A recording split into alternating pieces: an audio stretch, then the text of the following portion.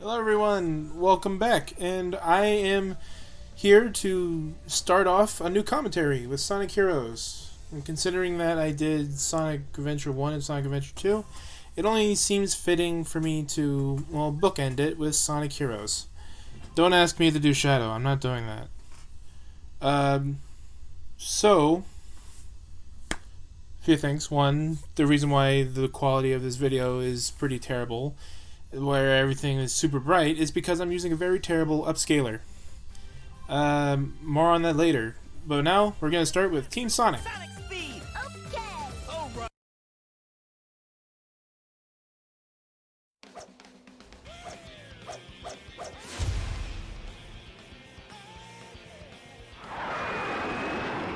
Hey look! It's Sonic!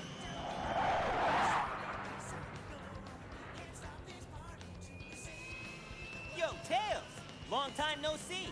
Sonic, check this out!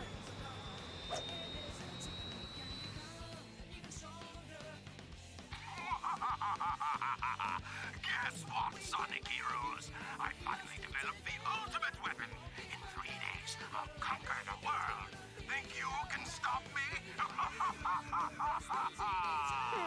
Sounds like an invitation to party. What are we gonna do, Sonic? No worries. We've got this one.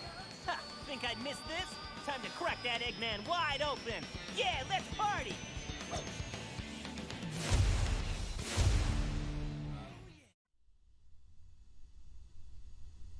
Alright. So, anyway, back onto the upscaler issue. Like I said, the reason why everything looks so bright is because of the upscaler I was using. And also another issue that I have with it is that on a normal format, for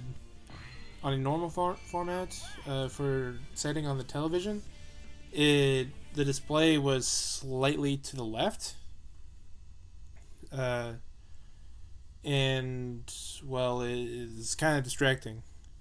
Also, the switch for 720p and 1080p were flipped, and that made no sense to me. So I went and got a new one. So unfortunately, the entire the entire Team Sonic playthrough was done using using the bad emulator. But once we get to the other teams, I'll be using the good emulator, and I made sure that it was good from the start. And I tested it, and it's just, I forgot how good this game looked from the beginning area. I mean, granted, it's not like graphics we have nowadays, but as a kid, I didn't really think too much of it. I just like playing I just like playing the game, taking in the atmosphere, I guess, whatever I was doing as a kid. But looking back on it, I really like playing this. I really like how this game looks. It's really nice looking. You don't really see that when you're like 10, 12 years old. And yeah, this was and if you didn't know already, this is my first Sonic game. Well, 3D Sonic game. Technically, I started with the classics games. Well, 3 of them. No, not 3 of them. 2 of them. Sonic 1 and Sonic 2. The reason why is because, well, my parents, after they got married, bought a Sega Genesis, and they played Phantasy Star or whatever. I know they played Phantasy Star, but I think they also played Sonic 1, and I guess because of that they got Sonic 2, but I don't know. I don't know what they think of Sonic 2.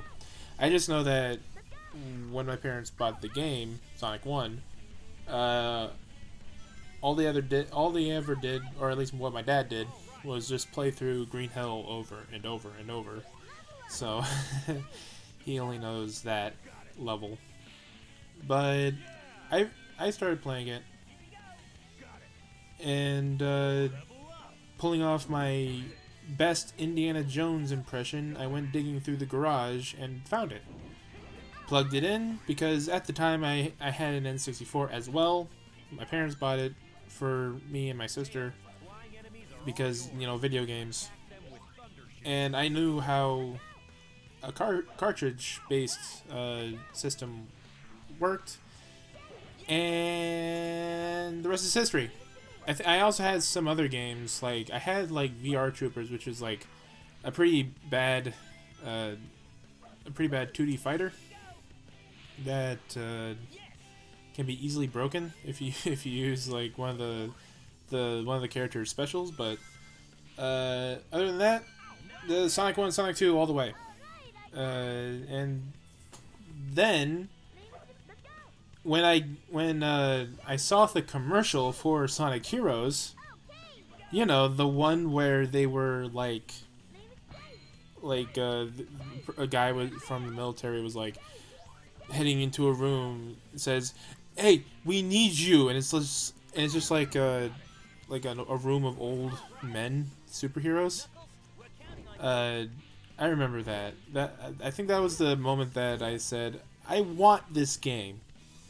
And then one day when my mom went to Walmart, she picked up 2 games. One of them was Enter the Matrix, and that game, you know, I enjoyed it as a kid, but looking at it now, as well as some reviews from other people, Enter the Matrix is not really a good game, and also I can't really get past the shooting of the airplane tires. For I think that's like a contention for most people. But the other game she got was this, and I remember playing this day in and day out. This is the one game that comes to mind when I think of my childhood. That and Jack and Daxter, you know, and some other games. But this, Jack and Daxter, and Ratchet and Clank Going Commando were the ones that I was thinking of, and I remember this more because I paid a lot more attention to it, or I gave him the most attention. Let's see, what else?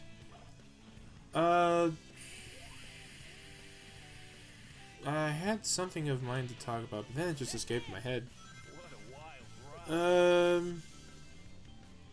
But yeah, oh, now I remember.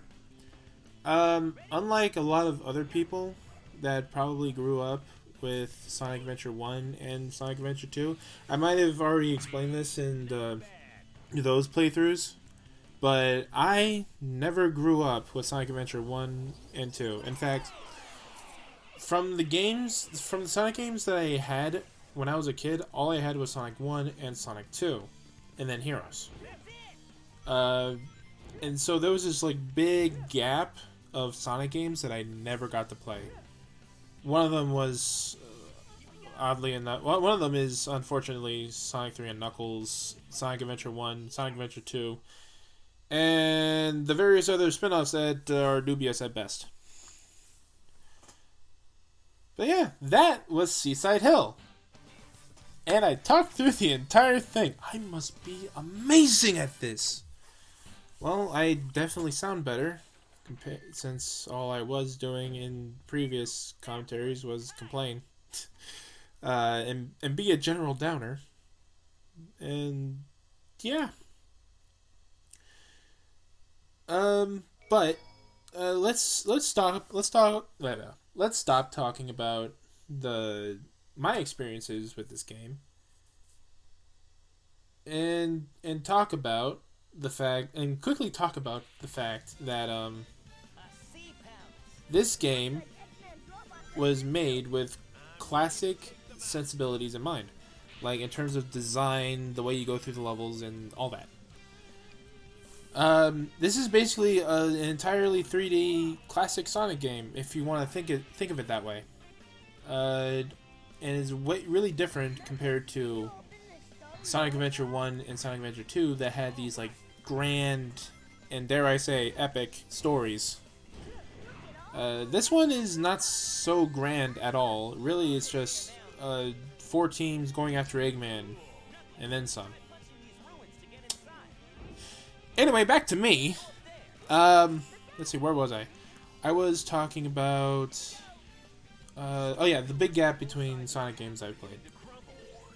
And because of that, Sonic Heroes was one giant character explosion for me. I had no idea who these other characters were, aside from Sonic and Tails. Every other character was... Oh, okay, Sonic, Tails, and Eggman. Every other character in this game, I did not know about. I did not know where they came from.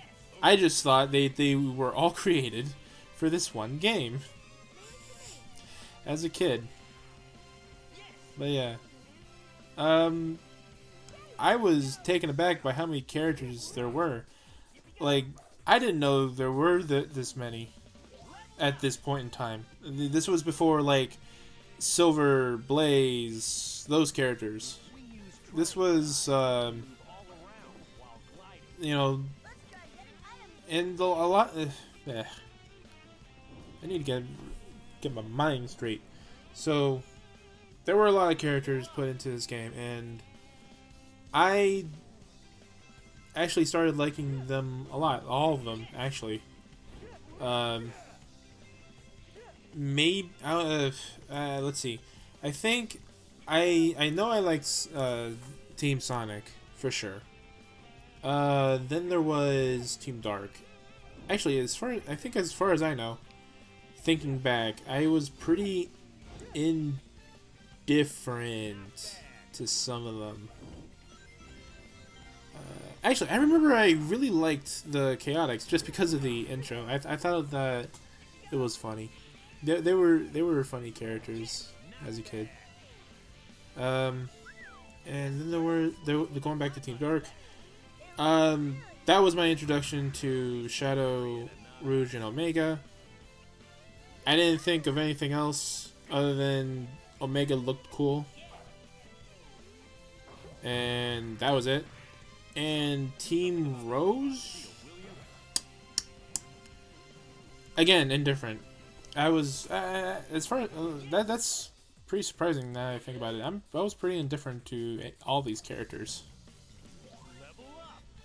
But hey, you know, the more the merrier, as Eggman said in Shadow. Again, I'm not playing that game.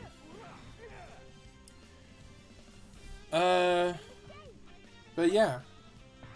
And then going back to the game's design, how the game was designed, the levels themselves also take up this design sentimentality, this mentality, because every two levels is a new theme. So here in Seaside Hill and Ocean Palace, despite not being labeled Act 1, Act 2, are clearly Act 1, Act 2, just because they're in the same area. Seaside Hill, you know, showed off some of the levels' themings and what they gave, and then Ocean Palace just takes that and makes it a little more interesting, a little bit more harder. Excuse me. And unlike my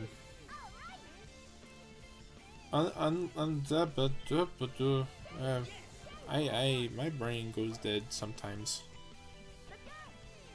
I was talking about the levels of how the different areas and all that.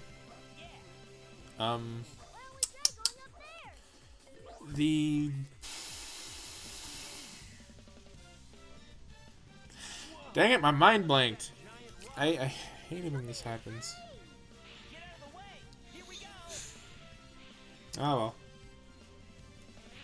I think I was just talking about like how the second level just remixes the themes as well as giving some new things. Like, for instance, Seaside Hill was mostly based around the beaches, whereas Ocean Palace is, as the name suggests, is the ocean ruins, and that's pretty nice. That's really nice, and this kind of thing continues throughout the game. But yeah, that was Ocean Palace. Overall, I think the two first acts were pretty good. I aced them both pretty well, you know. And that's it according to the video I'm watching. Tune in next time where we go to